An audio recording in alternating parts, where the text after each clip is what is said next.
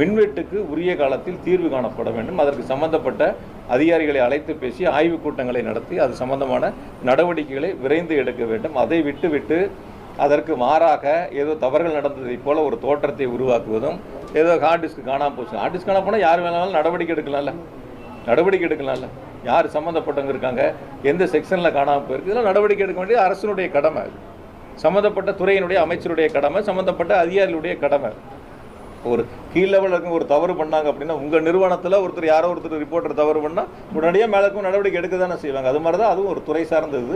அது ஒரு பெரிய அளவில் ஏதோ தவறுகள் நடந்தது போல அந்த துறை ஏதோ இவங்க புதுசாக நான் 2-3 பேட்டியில் பார்த்தேன். சீரமைக்க போகிறோம். முதல்ல மின்வெட்டை சீரமைங்க, அப்புறம் துறைகளை சீரமைக்கலாம். துறைகள்லாம் ஏற்கனவே சீரமைக்கப்பட்டு பல முன்னேற்றங்களை நோக்கி போயிடுச்சு. கடைசி 2 வருஷம் இதில் வருவாயில் தான் இருந்தது மின்வாரியம். அதனால் முதல்ல மின்வெட்டை சீரமைக்கிறத விட்டுட்டு துறைகளை சீரமைக்க போகிறோம்னு சொல்லிட்டு இருக்காரு.